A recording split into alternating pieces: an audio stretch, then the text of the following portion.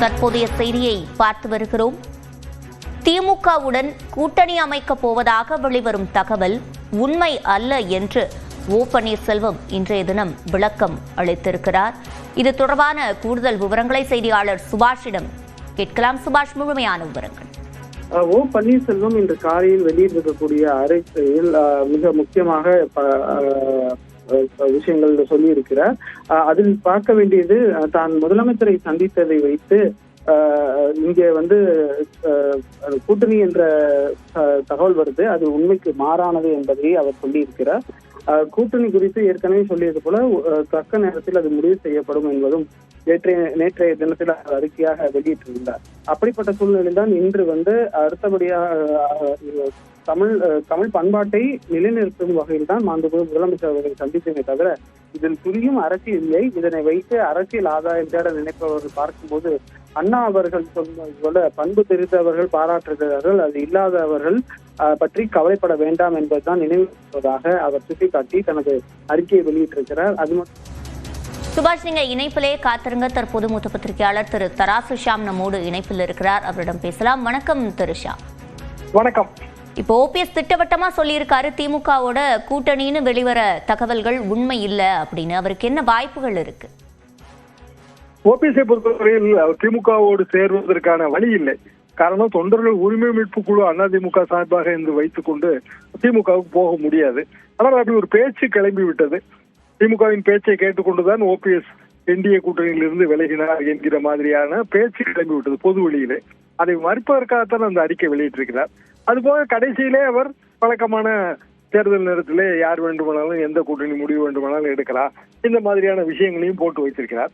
இன்றைக்கு உங்களது நியூஸ் 18 நிருபர் திரு சிவமணி அவர்கள் திருநெல்வேலியிலிருந்து நயினார் நாகேந்திரன் வீட்டு இல்ல விருந்து பற்றி கூறிய செய்தியை பார்த்தேன்.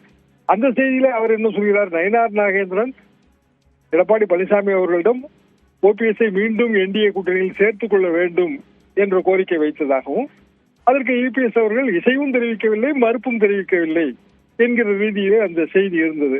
அதற்கு ஒரு வாய்ப்பு இருக்கிறது. காரணம், இன்றைய தேதிக்கு ஒரு 1000 ஓட்டு என்பதெல்லாம் மிகவும் முக்கியம். 1000-2000 ஓட்டு ஓபிஎஸ் அணி பல்வேறு இடங்களிலே வேட்பாளர்களை நிறுத்தி பிரித்தாலும் அது அதிமுக பாரதிய ஜனதா கூட்டணிக்கு அது பாதகம் தான் விளைவிக்கும். அதுபோக இந்த கூட்டணி உறவுகள் எல்லாமே ஒரு பாம்புக்கும் பாம்பாட்டிக்கும் இடையிலே இருக்கிற உறவு மாதிரி தான். அது பாம்பு பெரியதா பாம்பாட்டி பெரியதா என்றெல்லாம் தேர்தலுக்கு பிறகுதான் நம்மால் உண்மையிலேயே தெரிந்து கொள்ள முடியும். எனவே ஓபிஎஸ்ஐ பொறுத்தவரையில் திமுக கூட்டணியில் இல்லை. அதே நேரத்திலே அவர் தனியாக எல்லா தொகுதிகளிலும் வேட்பாளர்களை நிறுத்தியும் அதனால் பெரிய பயன் அவருக்கு கிடைக்க போவதில்லை. விஜய் கூட்டணி என்று முடிவெடுத்தால் விஜய் அந்த ஃப்ரெஷ்னஸ் தான் அவரது அப்பீலே. அவர் அரசியலுக்கு புதியவர், ஃப்ரெஷ். திமுக அதிமுக 2 கட்சியும் வேண்டாம், இதுதான் அவரது ஒரே அந்த யூஎஸ்பி. அவருக்கு அதுதான் பொலிட்டிக்கல் யூஎஸ்பி. அப்படி இருக்கும்போது அதை விடுத்து அவர் ஓபிஎஸ் மாதிரியான மிகவும் சீனியர்களை 3 முறை முதலமைச்சராக இருந்தவரையெல்லாம் அவரது அணியிலே சேர்த்துக் கொள்வார் என்று எனக்கு தோன்றவில்லை. Between devil and deep C இதே ஆப்ஷன் தான். ஒன்று, அவர் திமுகவிலே 4 சீட்டுகள் வாங்கி போக வேண்டும், அல்லது பாரதிய ஜனதா கூட்டணியிலேயே அவருக்கான சீட்டுகள், அதாவது அவரோடு வந்திருக்கிற 3 எம்எல்ஏக்கள் மற்றும் அவர் சிட்டிங் எம்எல்ஏக்களாக இன்றைக்கு இருப்பவர்கள் நாளைக்கும் அவர்கள் எதிர்கால எம்எல்ஏக்களாக சட்டமன்றத்துக்குள் போக வேண்டும் என்றால் இதை தாண்டிய வாய்ப்பு அவருக்கு இல்லை. தனியாக நின்று போவது என்பது மிகவும் கடினம். இணைப்பில் கருத்துக்களை பதிவு செய்தமைக்கு நன்றி திரு ஷா. திமுகவுடன் கூட்டணி என்கிற தகவல் உண்மை அல்ல என்று ஓ பன்னீர்செல்வம் விளக்கம் அளித்திருக்கிறார். இது தொடர்பாக பாஜக முக்கிய தலைவர் தமிழிசை சவுந்தரராஜன் நமக்கு அளித்த பேட்டியினை தற்போது பார்க்கலாம்.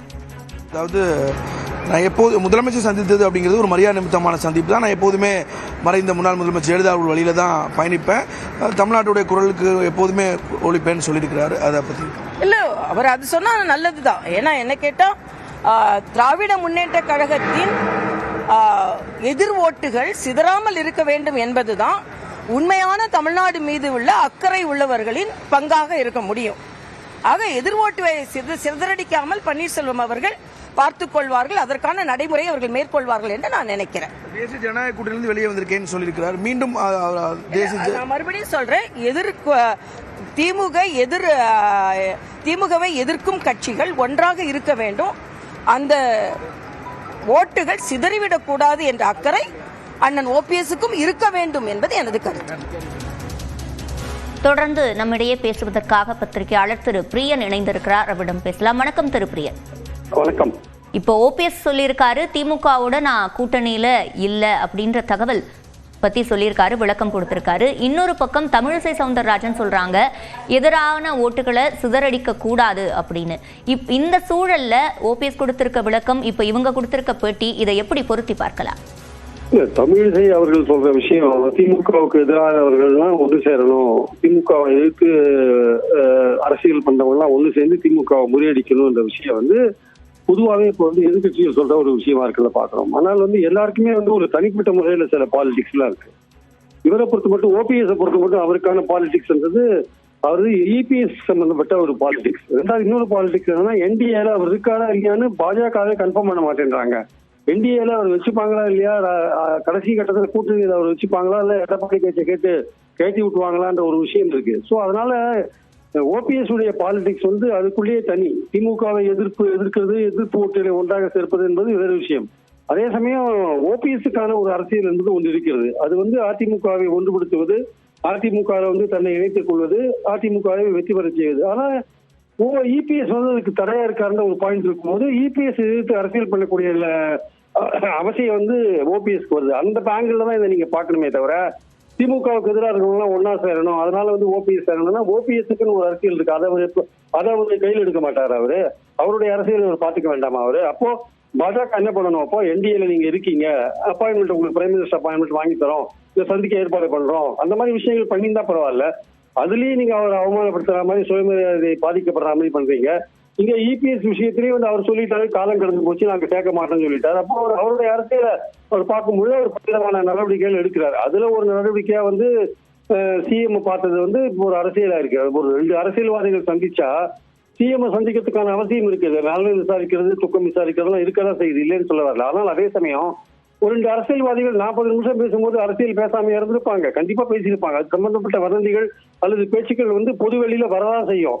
அதை மறுக்கிறது அவருக்கு தேவையான விஷயம். ஓபிஎஸ் அந்த மறுக்க வேண்டிய அவசியம் இருக்கு. ஏன்னா நாளைக்கு பயணம் போகும்போது ஒரு அதிமுக தொண்டர்களையோ நிர்வாகிகளோ சந்திக்கும் போது அவங்க கேள்வி கேட்பாங்க, நமக்கு நேர் எதிராக இருக்கிற திமுக தலைவரை நீங்க ஏன் போய் பாத்தீங்கன்னு கேட்கும்போது அவர் சொல்லுவாரு, இதனால நான் சாதாரணமா போய் பார்த்தேன், துக்கம் விசாரிச்சேன், நல்லது விசாரிச்சேன்னு சொல்லிட்டு திமுகவுக்கு எதிரான அரசியல் நம்ம என்னைக்கும் கைவிட மாட்டோம்னு சொல்றதுக்கான ஒரு விஷயமா தான் இந்த அறிக்கைகளை நம்ம பாக்குறோம். ஆனா அதே சமயம் இன்னொன்னு நம்ம பார்க்கணும்.